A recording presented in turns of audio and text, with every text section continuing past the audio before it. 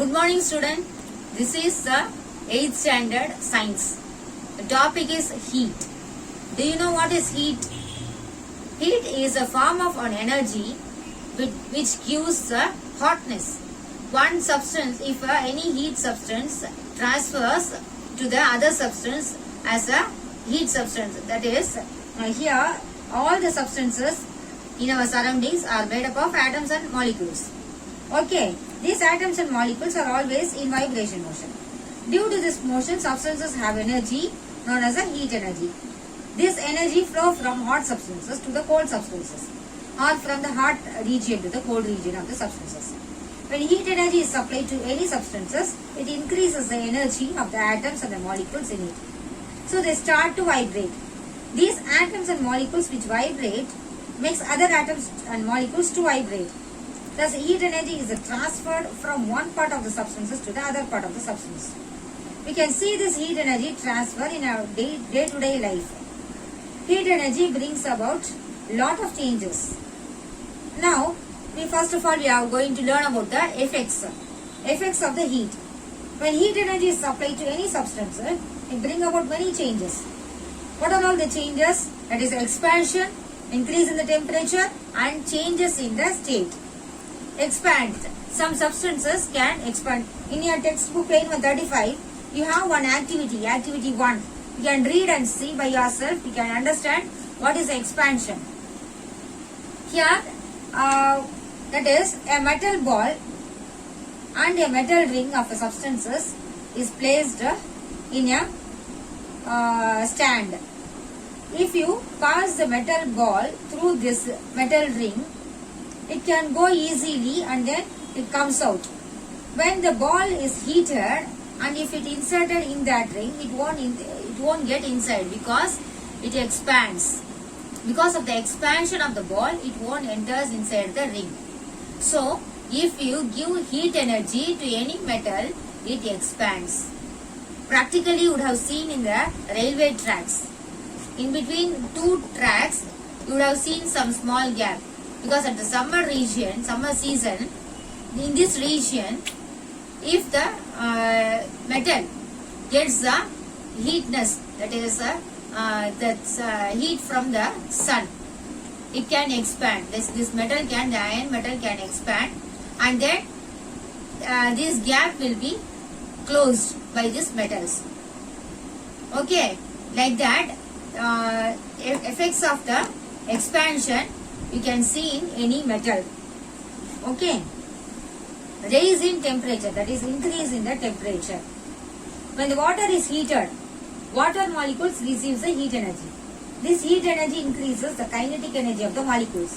When the molecules receive more energy, the temperature of the water increases.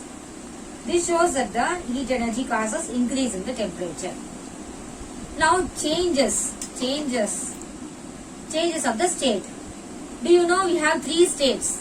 That is solid, liquid and then gaseous state. Here, ice cubes are the solid states of the water.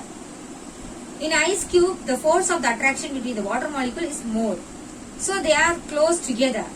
When we heat them, the force of attraction between the molecule decreases and the ice cubes become water. Water is in the form of the liquid. When we heat the water, the force of the attraction decreases further. Hence, they move away from one another and become vapor, water vapor. The water vapor is in the form of the gaseous state.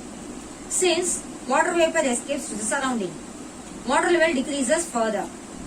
From this, we understand that the heat energy causes change in the state of the substances. When heat energy is removed, changes takes place in reverse direction. If heat energy is supplied to or taken out from a substances, it will undergo a change from one state of matter to the another state. Okay, one of the following transformation may take place due to the heat energy. Solid to liquid is known as the melting. Liquid to gas is known as the vaporization. Solid to gas is known as the sublimation. Gas to liquid is known as the condensation. Liquid to solid is known as the freezing. Gas to solid is known as the deposition. Now, we have to learn about the transfer of the heat. We have Transfer. If heat energy is supplied to any substances, it will be transferred from one part of the substance to another part. It takes place in different ways depending on the state of the substances. Three ways of the heat, that is conduction, convection and radiation. What do you mean by the conduction? Take some hot water in a cup and put a silver spoon in it. Leave the spoon inside the water for some time. Now touch the spoon. You can feel heat, isn't it? It is because heat is, the hot water is transferred from one end to the another end of the spoon. In solid substances such as silver spoon, atoms are arranged very closely. Hot water molecules which are vibrating transfer the heat energy to the atoms in the spoon and make them vibrate. Those atoms make other atom to vibrate and thus heat is transferred to the other end of the spoon. In conduction, heat transfer takes place between two ends of the same solid or through two solid substances that are different temperature but in contact with one another. Thus, we can define conduction as a process of the heat transfer in the solids from the region of the higher temperature to the region of the lower temperature without the actual movement of the atoms or the molecules. Conduction in daily life. We cook food in vessels made up of the metals. When the vessel is heated, the heat is transferred from the metal to the food. When we iron dresses, heat is transferred from the iron to the cloth. Handles of the cooking utensils are made up of the plastics or the wood because they are poor conductors of the heat. The temperature inside the igloo, that is snow house, is warm because snow is a poor conductor of the heat. Do you understood this conduction? Now we have to learn about the convection. Take some water in a vessel and heat it on a stove. Touch the surface of the water. It will be cold. Touch it after some time. It will be hot now. How did the heat which was supplied at the bottom reach to the top? When water in the vessel is heated, the water molecule at the bottom receives the heat energy and move upward. And the molecule at the top comes down and get heated. This kind of heat transfer is known as a convection. This is how air in the atmosphere is also heated. Thus, the form of the heat transfer from place of higher temperature to the place of the lower temperature by the actual movement of the molecule is known as a convection. Convection takes place in the liquid and then gases. Convection in the daily life. Formation of the land breeze and the sea breeze is due to the convection of the air. Wind flow from one region to the another region by the convection. In hot air balloons, heat is transferred by the convection and so the balloon raises. In refrigerator, cool air moves downwards and replaces the hot air because of the convection. Now we have to learn about the radiation. Radiation is the third form of the heat transfer by the conduction. Heat is transferred through the solids by the convection. Heat is transferred through liquid and then gases. But by radiation, heat can be transferred through empty spaces, even through the vacuum. Heat energy from the sun reaches the earth by this form of the heat transfer. Radiation is defined as way of the heat transfer from one place to another in the form of the electromagnetic waves. Radiation in the daily life. Heat energy from the sun reaches the earth by radiation. While standing near fire, we feel the heat, which is transferred as a radiation. Black surfaces absorb the heat radiation, so that the bottom of the cooking vessels are painted black.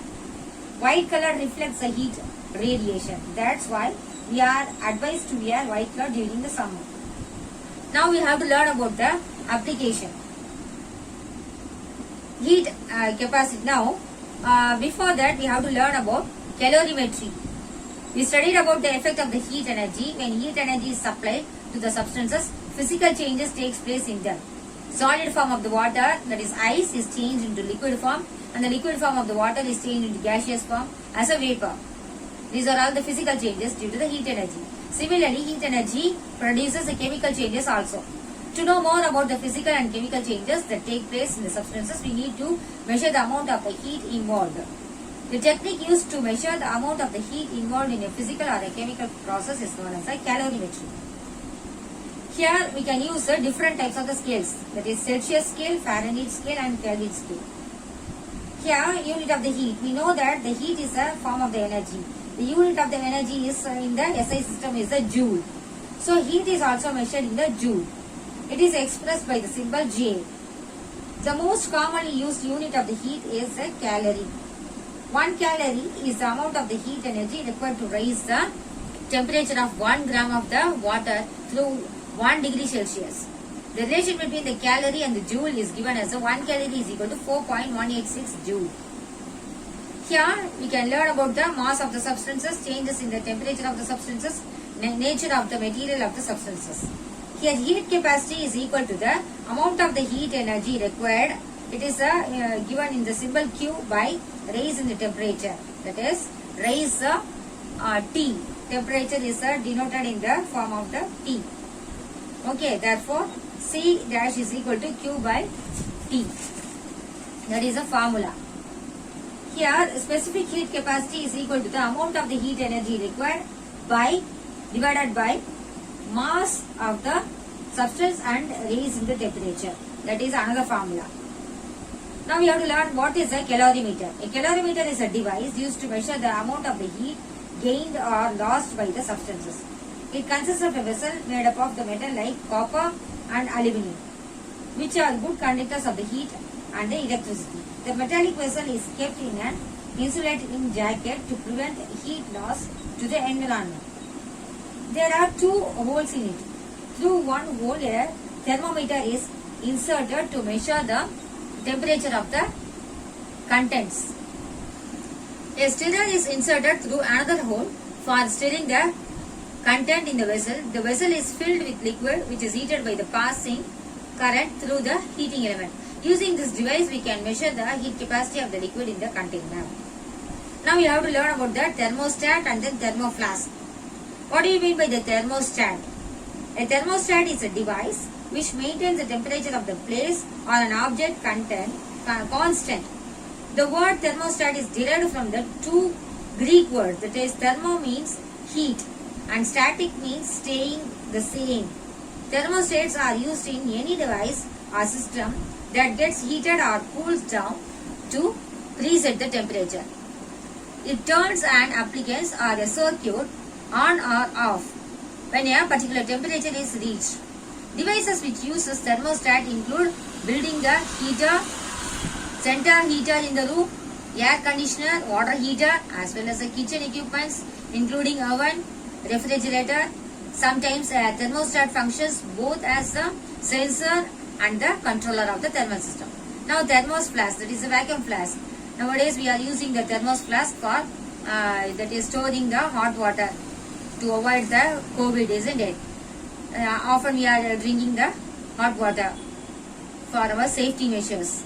The thermos flask is an insulating storage vessel that keeps its content hotter or cooler than the surroundings for a longer time. It is primarily meant to enhance the storage period of a liquid by maintaining a uniform temperature and avoiding the possibilities of getting a bad state. Here the vacuum flask was invented by the Scottish scientist James Jever in 1892. In his honor, it is called the Jever flask. It's also known as the Jever bottle. Here, what's the working of the thermos flask? A thermos flask has double walls which are evacuated. It is silvered on the inside. The vacuum between the 2 walls prevent heat being transferred from the inside to the outside by conduction and then convection. Okay, with very little air between the wall, there is almost no transfer of the heat from the inner wall to the outer wall or vice versa. Conduction can only occur at the point where the 2 walls meet at the top of the bottle and through an insulated support at the bottom. The silvered wall reflects radiated heat back to the liquid in the bottle. Now, points to remember. Heat is a form of the energy which is transferred from one part to the another part of the substance. Heat transfer causes the expansion, increase in the temperature and changes the state of the substances. When thermal energy is supplied to the solid, the atoms or the molecules present in it gain energy and vibrate more vigorously about their fixed position, forcing each other further apart. We can tell it as melting, vaporization, sublimation, condensation, freezing and deposition are the changes of the state that takes place due to the heat energy. Now these are all the conclusion, children. Now I have sent notes of this heat lesson in the form of the PDF. Okay, you have to learn and then you have to write the classwork for this lesson. Okay, children, you can write a short answer in briefly, that is Roman number 6, and then answer in detail Roman number 7 in your notebook. And then objective type questions, everything you have to mark in your textbook. And be prepared for your unit test. You have a unit test in this month end, that is December after 20. You will get the timetable in this week. Okay, children, you have to prepare well for the unit test 5. The portions are the heat and then one lesson air from the chemistry. Okay, thank you, children. We'll see in the next video.